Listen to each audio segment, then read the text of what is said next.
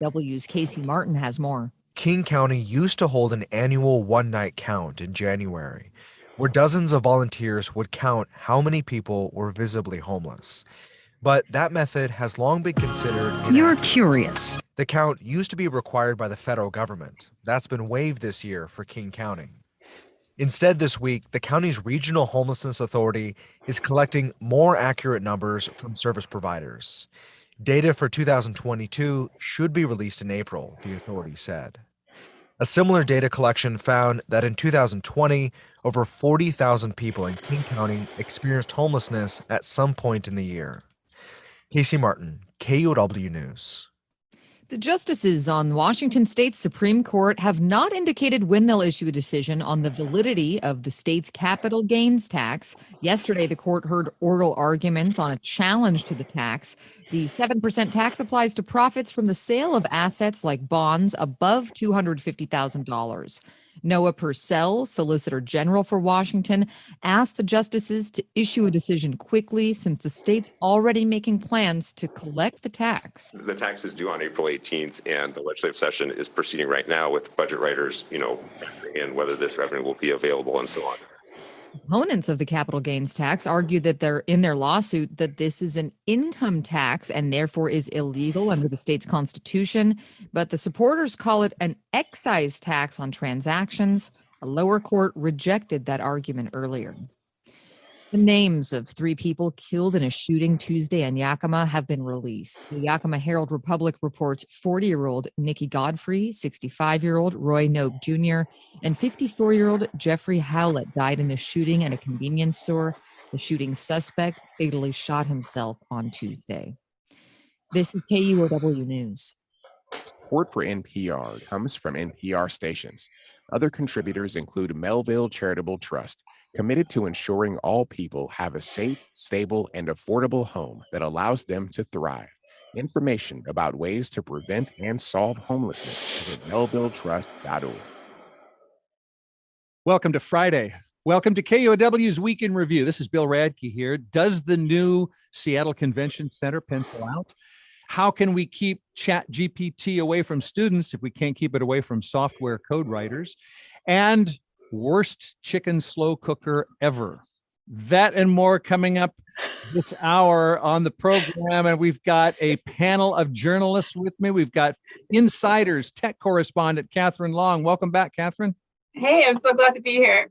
Political analyst and contributing columnist Joni Balter. Hiya, Joni. Hi, in the studio and all that. Good to have you here. And Northwest News Network correspondent and host of a new KUOW podcast. I can now say the hit podcast, Ghost Herd. Great job on Ghost Herd. Anna King, welcome back to the show. Great to represent from Eastern Washington. Yeah, and you can also, it doesn't matter where you are, you can stream this show on YouTube and Facebook because we live stream it.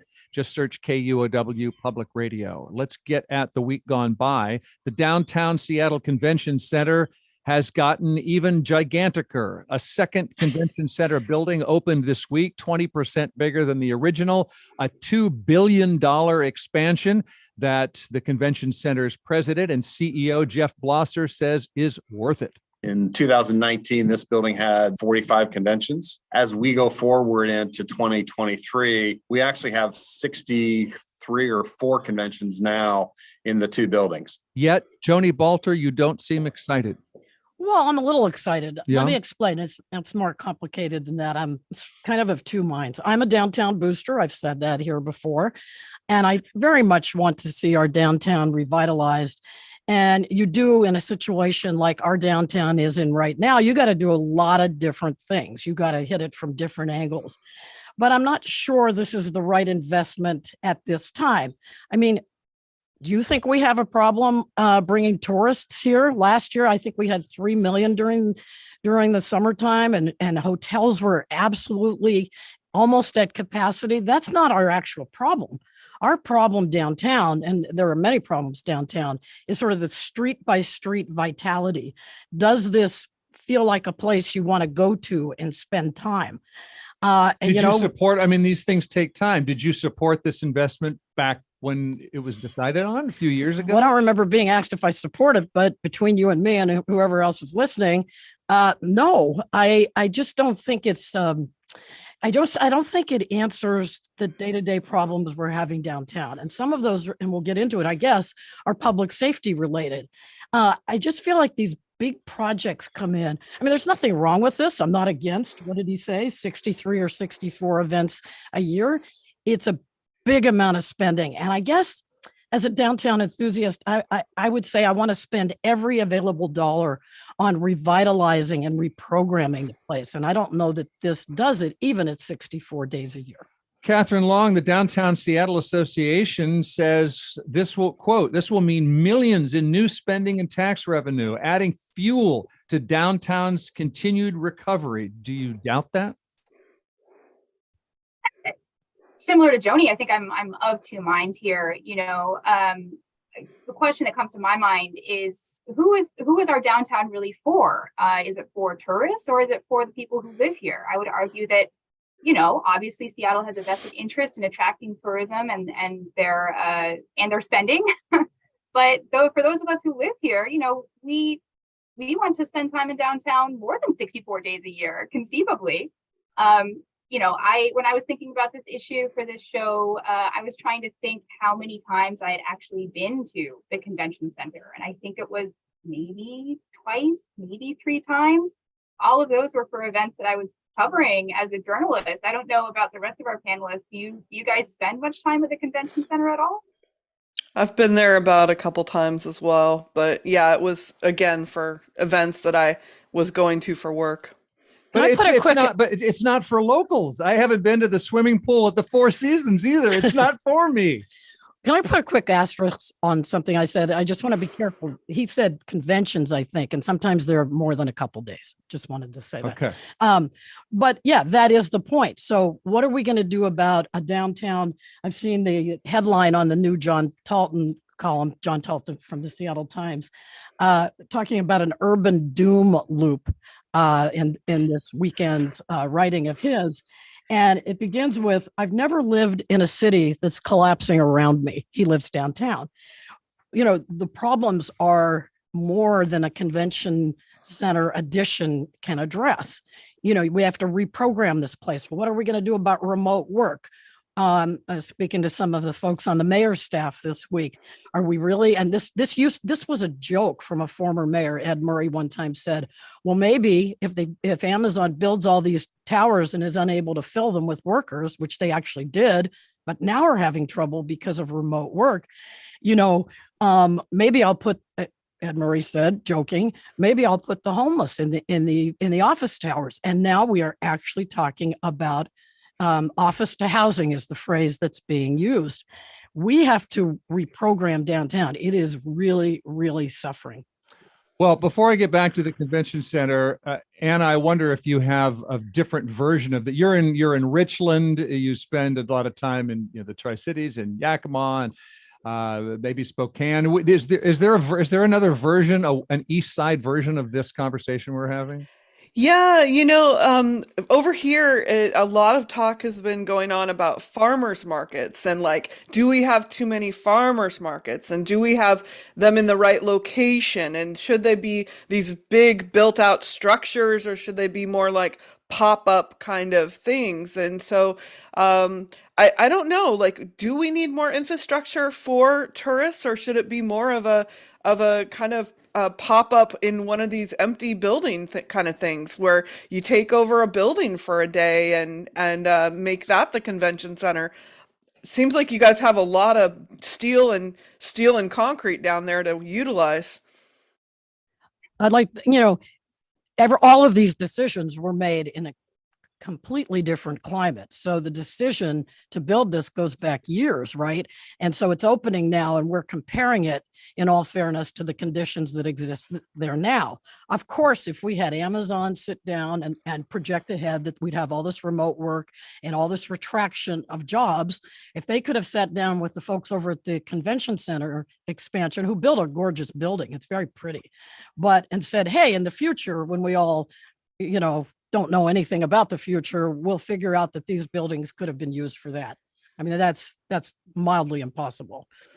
Do you guys go downtown very often? I mean, from my experience of watching Seattle people that I know, a lot of them just stay in their own neighborhood. Like if they're in Ballard, they're going to stay in Ballard, and that's even on the weekend.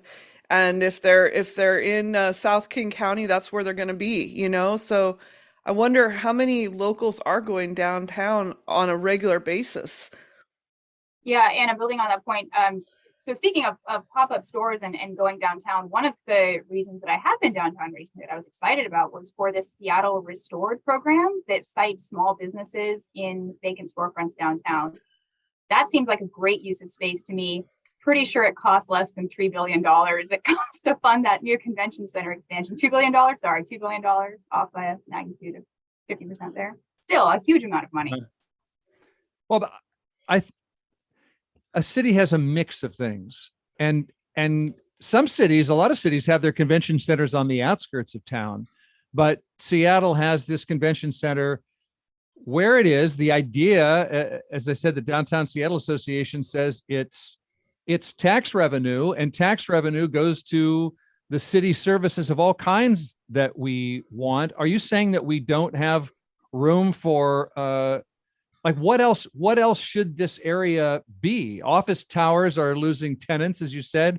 Retail stores are closing. What should it be? A big Nike town? Oh, that's a good one. That hurt a lot. The mayor's office. So Nike Town leaving, just like in that, I think that's the picture on the column I referred to. Nike Town leaving with very little notice, also known as no notice. It is a big blow to downtown, but we've had many of these. You know, we have the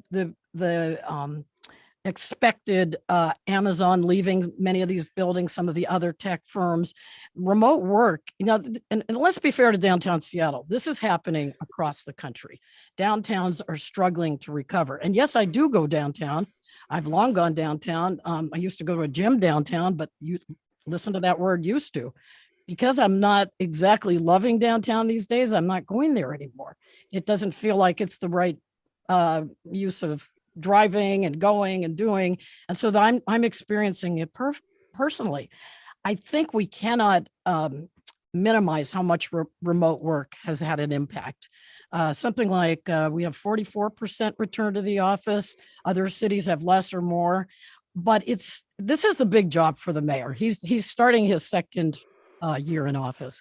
He has got to fix downtown. And there, as you said, you have to have a lot of things like the new expanded aquarium, downtown waterfront park. I mean, there will be things that have been also long in the planning that will come along and probably, help a little. But downtown Seattle has to be job one for the mayor and the new city council that's coming in. Okay, well, the world will keep turning, so we'll see what we think of this convention center expansion in a year and more. Let's talk about another big event, I suppose, this week is that the capital gains tax that the legislature passed year before last, has finally made it to the state Supreme Court. We've been arguing for years, decades over whether we can or should tax the rich, and this week the state Supreme Court got to hear the latest arguments over that capital gains tax, a 7% tax on big profits from the sale of assets like stocks and bonds,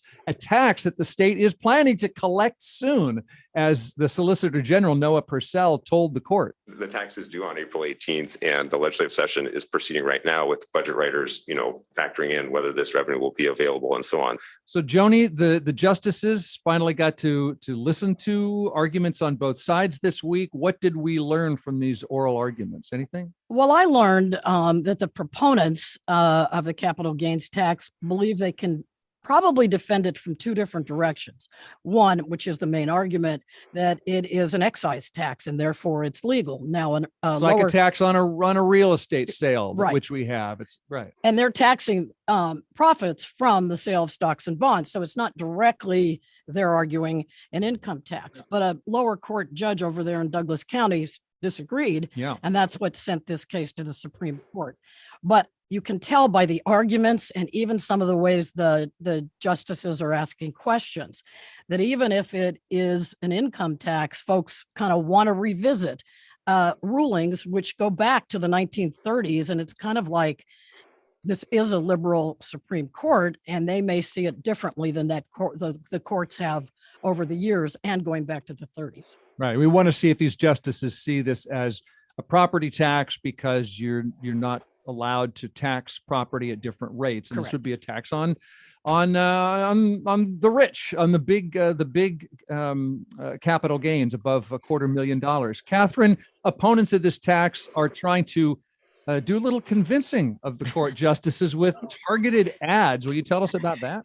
Yeah, David Gutman had a great article in the Seattle Times the other day about how the conservative think tank, the Washington Policy Center, is trying to target the Supreme Court justices specifically with online ads using something called geofencing. That's basically where you send an ad to people who are only in a precise location. So they're only sending these ads telling the Supreme Court justices to, reconsider this capital gains tax as an income tax to places they know the justices will be. That could be the Supreme Court building, that could be around their homes.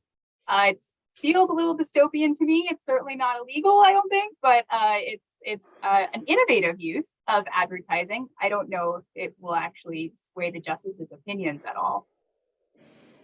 Well, would it be better to run untargeted ads and hope the justices just happen to see them? Kind of bump into them somewhere. Oh, why do I see that? I think the micro targeting is a little weird. I guess it's the future of advertising. Advertising gets more sophisticated all the time.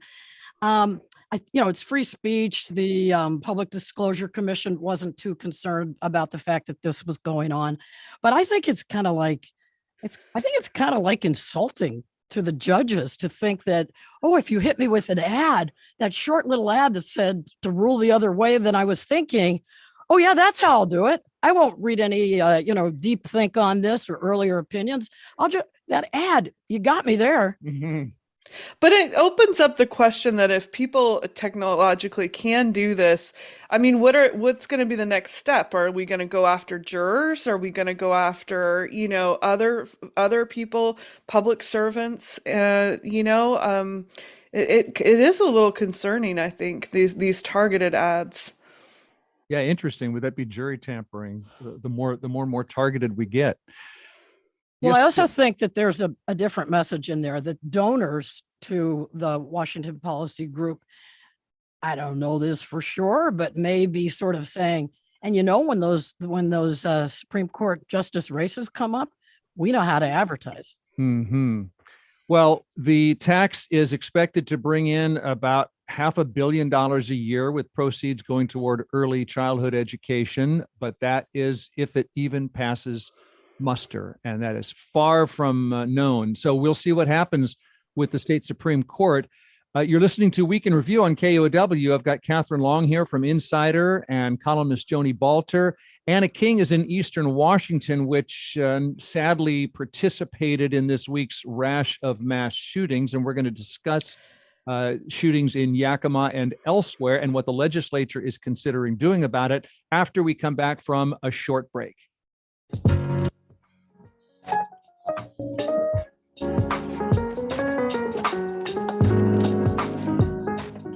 94.9 KUOW, Seattle's NPR news station. The week will continue being reviewed in a minute.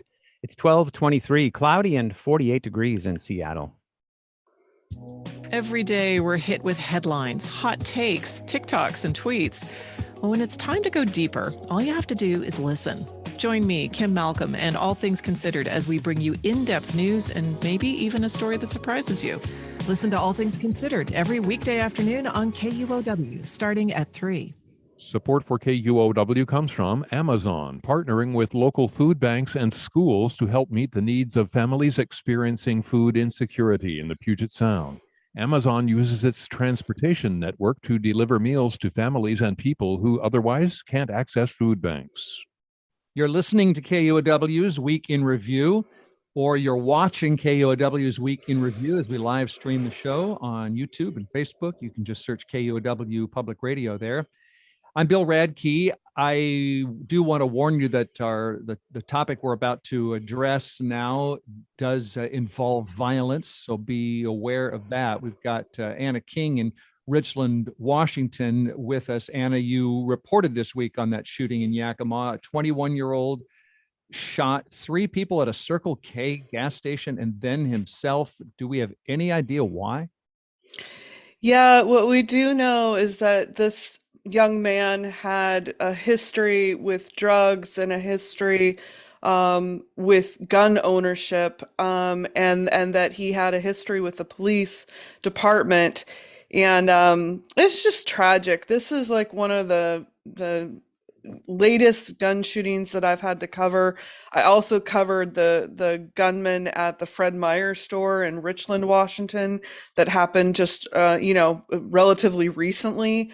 It's very shocking for Eastern Washington communities to have this happen. I know, that shootings happen every day in America, but in these small communities, it seems like the ripples are just really a lot more, because we're such a small, tight-knit community, and it just seems like it's right next door. In fact, just blocks from my own home, there was a shooting just the other day, and so it just kind of gives you the sense of that it's happening so much in our nation right now, and it's just so tragic. Anna, we have gun restriction debates year after year after year. Does this shooting in Yakima appear to have changed the debate in that town? I feel like we're just kind of in this stagnant place, which I know you mentioned as well in an earlier conversation. It just feels like those that want guns and that are for guns are not willing to budge, and those that are exasperated with guns and the continual loss of life are just in a quagmire. And so I don't know where this nation goes. I don't know what type of tragedy really has to occur for us to have more of a productive dialogue around this, or if we're just dug in on both sides. And as a rural person that grew up in a rural place, I know half of my family and friends, are very conscientious gun owners. They have their guns in safes. They take their gun out on a weekend for a shoot. So I can't even say like all guns are bad. People in my family hunt. They hunt ducks. They hunt elk. They hunt deer. I mean, those are real things. But do we need these AK-40, 40s out on the landscape in city landscape? I don't know. Yeah. Well, Joni, they're having just that conversation yet again in Olympia. Yeah, we've had this conversation for years, and we've gotten some places in our state with some gun laws. This session, again, Jay Inslee and Governor Jay Inslee and Governor in Waiting Bob Ferguson are again pushing Governor in Waiting are again pushing a ban on the sale of assault weapons. And they have a product liability proposal as well on gun manufacturers and dealers.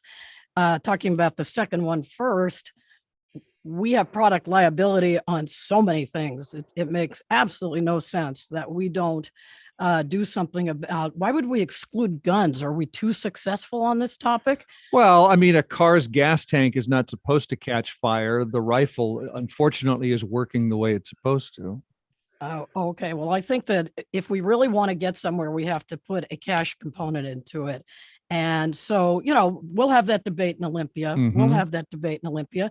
We are the laughing stock of the world on this topic. We're the only country that I saw this chart. I sent everybody, number of guns compared to all the other countries across the top. We beat every country that it's not close. It's not even close. And then murders per 100,000, not even close. Mm-hmm. So we are the country with the problem. How do we want to solve it? I don't think we're going to look to Washington, D.C.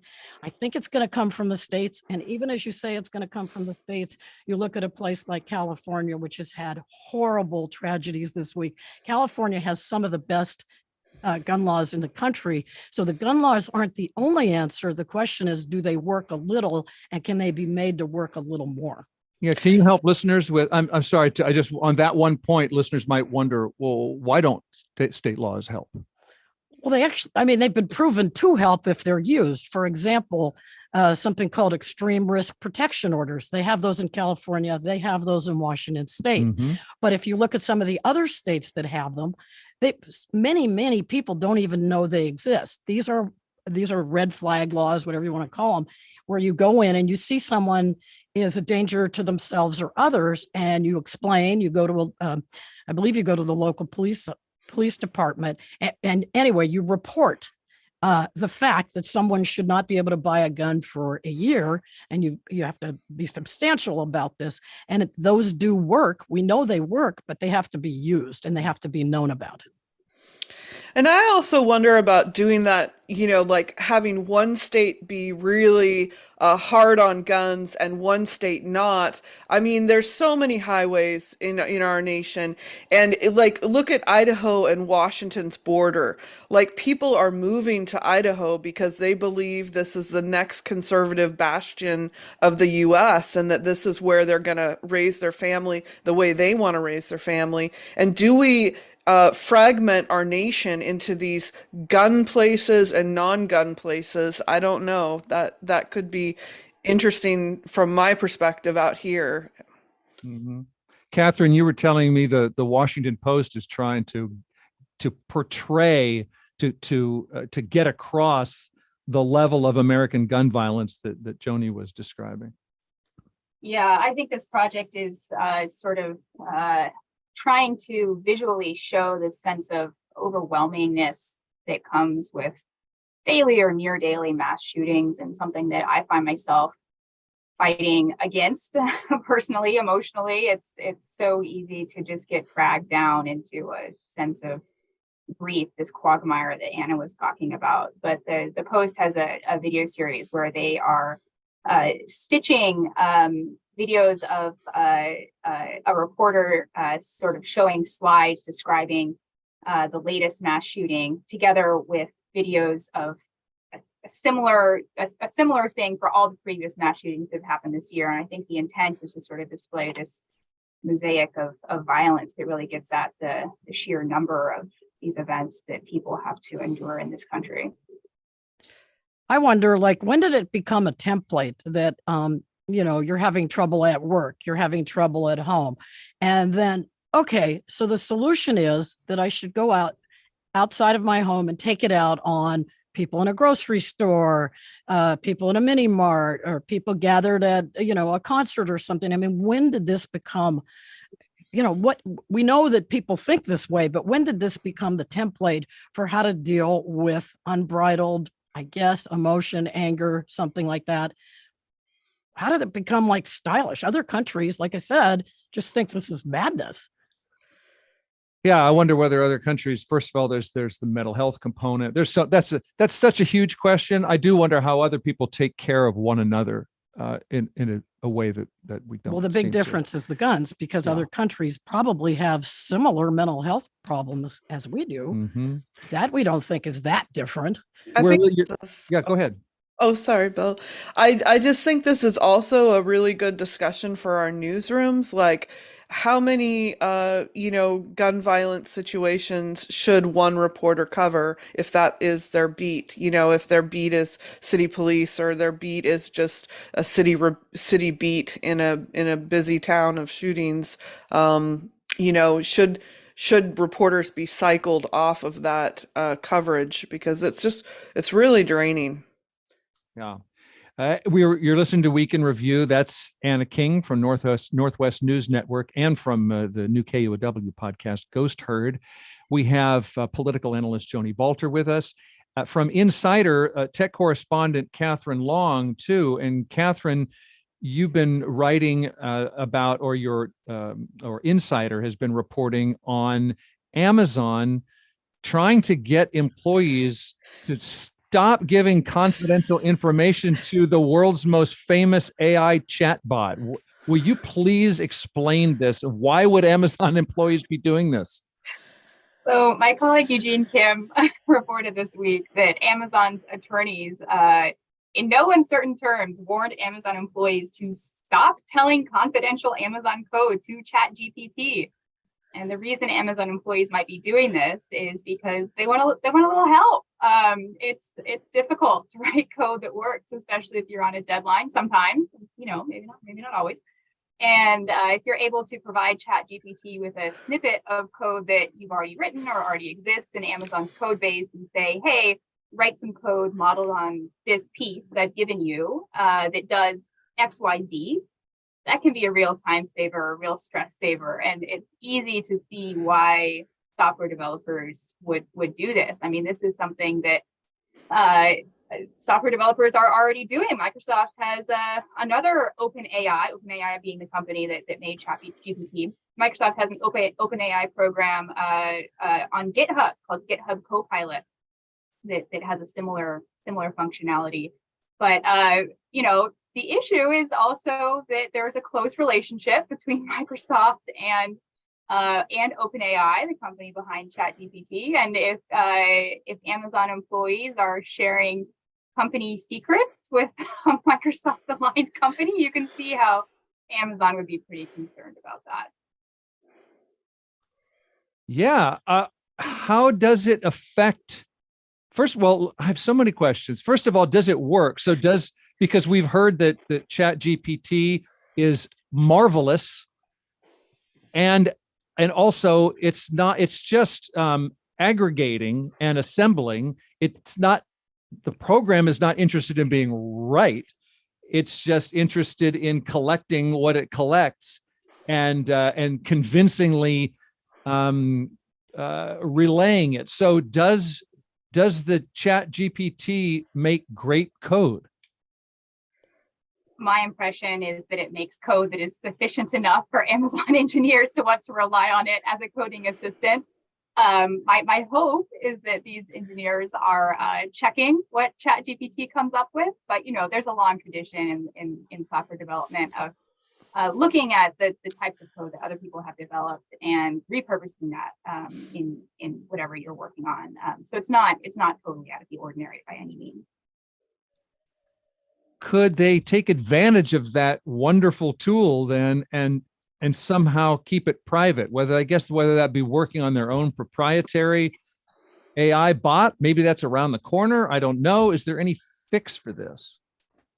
I mean, yeah, that is one possible fix for Amazon to build something in-house. And I don't see that being outside the realm of possibility, although I have no information on whether or not that's something that's being discussed. I think the fix that they're trying to do right now is sort of what a lot of schools around the country are also suggesting, which is just don't do this. Stay away from ChatGPT. That has not been working out very well, however. No. Well, I think that is one of the areas that, look, I don't think we can be Luddites about this. I think we're talking about the future. You mentioned that Microsoft has a relationship with what is it called? OpenAI. Microsoft invested something like $10 billion. That would be a relationship. That's a relationship. That's a hot one. Yeah. Five convention centers worth of relationship. Yeah, they're betting the bank on this. Hot and heavy. And so they really believe. Get a prenup. Yeah, get a prenup. If they haven't already. But anyway, so what, for schools, can you imagine what a big problem this is? And I do teach at Seattle U and Evans Graduate School at UW. I mean, half of what we're trying to do is get students to learn how to write and write well and to write their own stuff so that they're learning what's good and what's bad. And so, this is going to have to be managed by tech and industry and I guess educational systems so that, we have to develop the next, what was the last, many years ago, there was turnitin.com. We got to figure out, and maybe that there's some method to this. I don't know that, but how are we going to make sure students are still learning and not calling up brother ChatGPT and saying, can you do my homework for me? Because who doesn't want that? But, long term, that's not going to build your writing skills. You're not going to be creative. And I think this is really an area for sort of like future ethical. How are we going to handle this? Because you're not going to stop it. You better figure out how to do business with it. I agree that you have to look forward and say how are we going to work with this, because like I'm an old timer now, but I mean back in my AP class they said you can't use a style book and you can't use calculators. You have to make sure that all of your numbers in your mathematics classes are coming from your head. I mean that's just old school now. Everybody's got a phone. Everybody Googles everything. People are looking things up online to write their papers. I just think that we can't ignore technology going forward.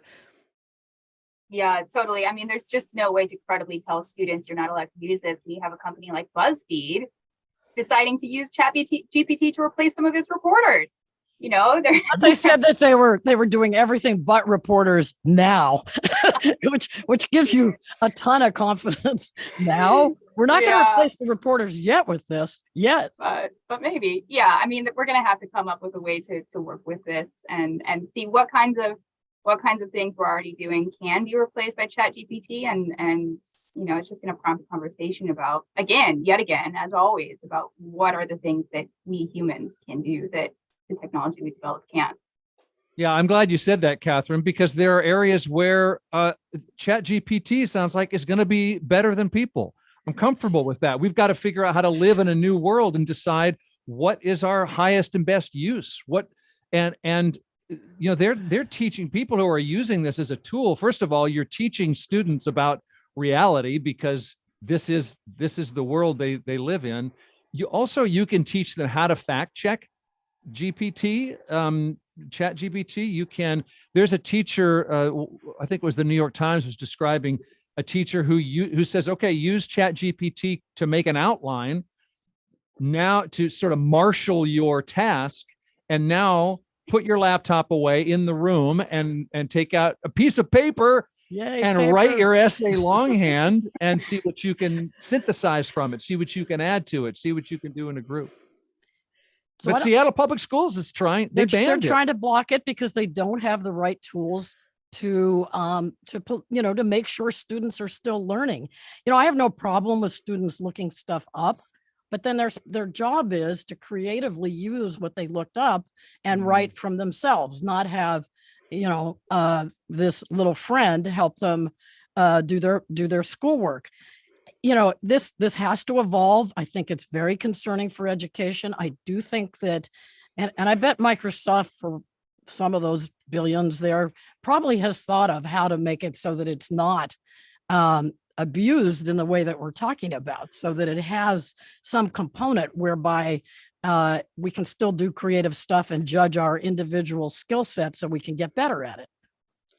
Well, this will be our final KOW Week in Review with Meet, hosted by Meet, and with a Meet panel. But I look forward to the bots taking over next week. I think the bot's going to serve better coffee in the studio, be a little nicer to us sometimes, all of that.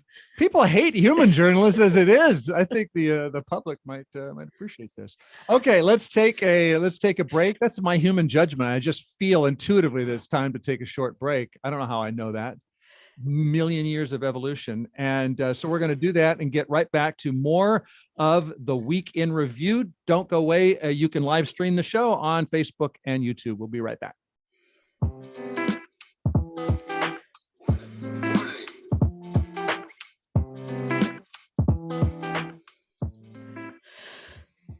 I'm Rebecca Kesby, host of BBC NewsHour. Today, Memphis is braced for reaction as footage of the killing of an unarmed man beaten to death by police is released. As political chaos continues in Peru, we'll be speaking to the former interim president and its farewell to the BBC's Arabic radio. That's BBC NewsHour this afternoon at 1 o'clock, right after Week in Review on 94.9 KUOW, Seattle's NPR news station. Support for KUOW comes from BECU, a member-owned credit union putting people over profit, offering financial services and support to the community with access to local financial centers, over 30,000 ATMs, and online resources at becu.org. Federally insured by NCUA. This is KUOW's Week in Review. I'm Bill Radke, and this week my journalist panel is insider tech correspondent Katherine Long, political analyst and contributing columnist Joni Balter, Northwest News Network correspondent and host of the new KUOW podcast, Ghost Herd, one of the great cattle swindles of all time. Hint, not real cattle. Anna King. Anna, thanks for being with us. It's great to be here. So Anna, you reported a wonderful story about the science of getting rid of Northwest chickens infected with avian flu, and it involves carbon dioxide and mass composting. Will you please tell us what's going on? Well, it's a little bit gross, but it's fortunate because I like science. Okay, I'm warning. You're right. I'm warning listeners. This is not pretty. This is a kind of violence, and it's kind of. I know. Anyway. I'll hand it over to you, Anna. Okay. Well, basically, the problem is they have millions of chickens that are dying or being humanely euthanized because of bird flu in this country.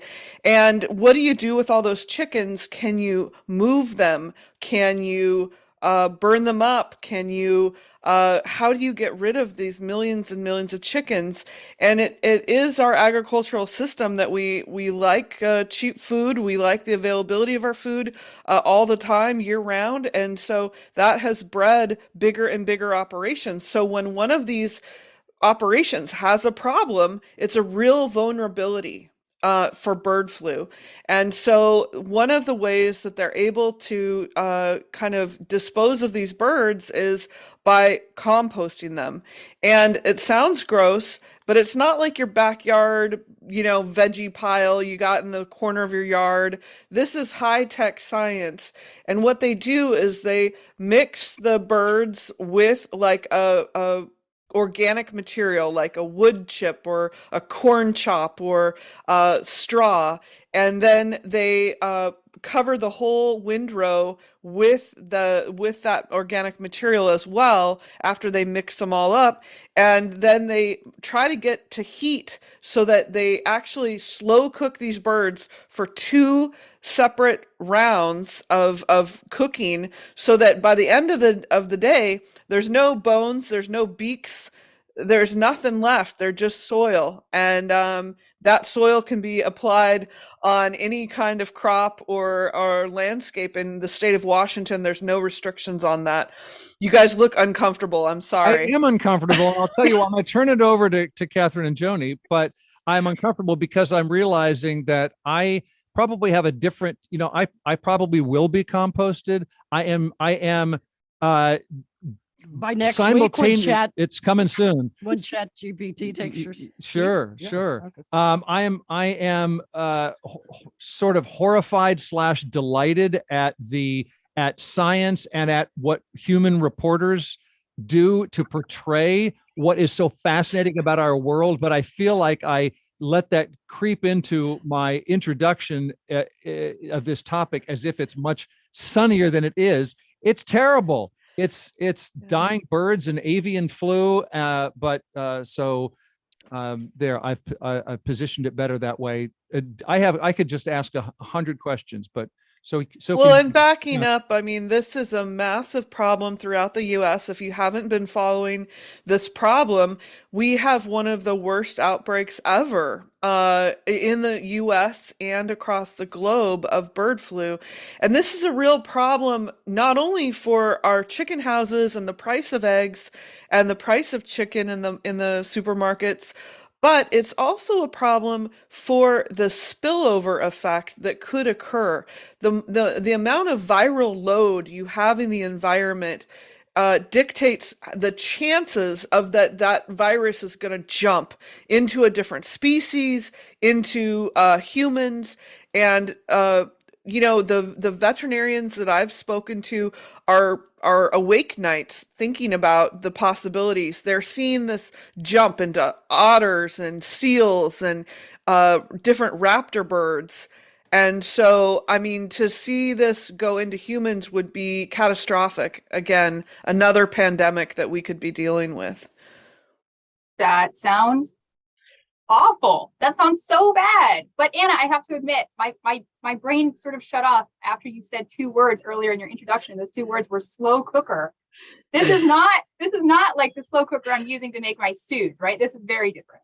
Yeah, it is. They make these large piles, like a big, if you imagine like a football field long, and then you imagine a pile that's long in length that would go down all the yards of the football field, and it would be 7 to 8 feet tall. That's what we're talking about here. And it's a pile of chickens and organic material. And but the cool thing is that the scientists tell me this stuff should not smell. If done right, it should not smell, it should not leak, it should not make foul neighbors, it should not make neighbors upset. It should be fairly safe and sane. So I think it is an interesting solution to a very bad problem. And I didn't know, but there's whole rings of scientists that study nothing but compost and how to get rid of human, chicken, other types of large animal bodies. And one thing that I thought was particularly interesting was that this is a really nice thing for rural people who have a bit of land and maybe have a horse or two or a small herd of cattle, that they're able to take care of their animal on their ground, and that animal becomes part of the farm instead of is hauled away by a knacker or taken off the farm, that they can actually lead that horse or cow or large animal to its final resting place and put it down humanely, and be with it in its last moments. I think that was really the touching part of this story when I was researching it. I feel like maybe I've seen too many end of the world as we know it movies or something, but it has a little bit of that feeling to me, like, and then the birds and the animals got sick and the waters grew dangerous. I mean, I'm just wondering, does this foul, the fact that so many of these birds and animals are getting this flu, does it make the future of, Lake Washington or something? Does it put that in danger? Because I feel like I'm looking at the crows and some of the other birds a little meanly lately. Mm-hmm.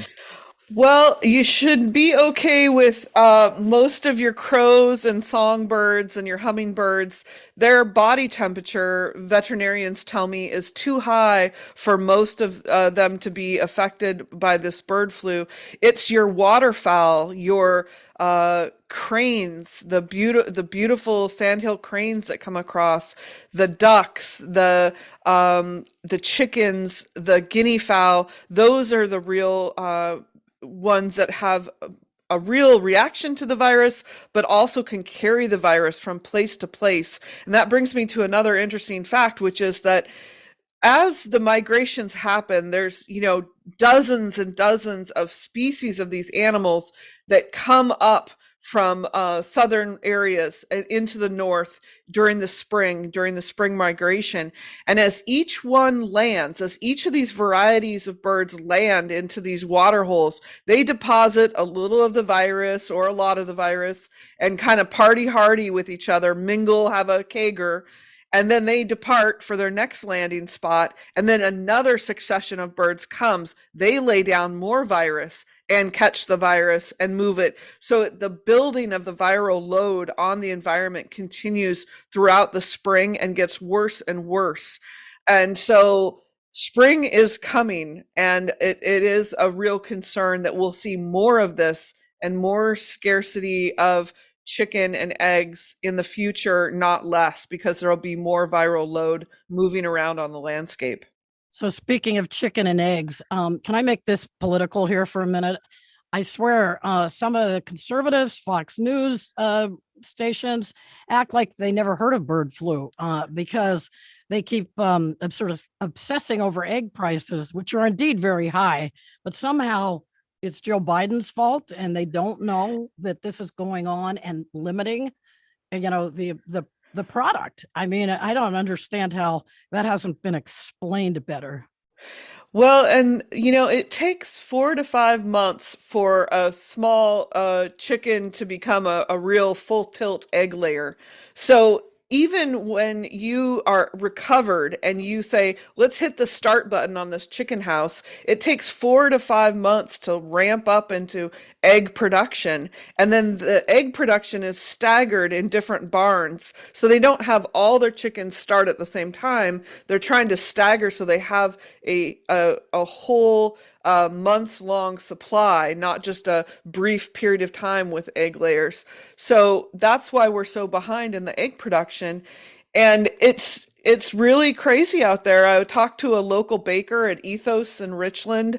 She makes wonderful breads and different sweets, and she buys cases and cases of eggs. And she said for one case, that's 15 dozen, it was $25 to $30 last year. Now it's $95. So if you're seeing those egg prices in your stores or egg scarcity, you're not imagining things. It's really happening. We are down quite a bit of percentage of just layers in all of America. Anna King is, among other things, the host of KUOW's new podcast, Ghost Herd, which, by the way, touches on some of the pressures that we've just begun to hint at that farmers face, in this case, in the cattle business. So check out KUOW's Ghost Herd where you get your podcast. We're near the end of the show now, and I want to please have something to smile about after that unsettling depiction of the mutating superbugs in animals. I go to you, Katherine Long, for some more pleasant cooking news. Yes, so I cover Amazon. I follow Jeff Bezos' partner, Lauren Sanchez, on Instagram. This week, she posted a photo of herself. Looks like she's in her kitchen with a film crew. She's holding a can of garbanzo beans of a variety that you can buy at Whole Foods, owned by Amazon. And she says, cooking up something special for you guys, which leads me to believe that she is starting a cooking show. I couldn't get in touch with her team to confirm this, but it made me smile because I was thinking, this is a super successful person. She's a helicopter pilot. She's one half of the richest couple in the world. She's leading all these charities. And what's next for her?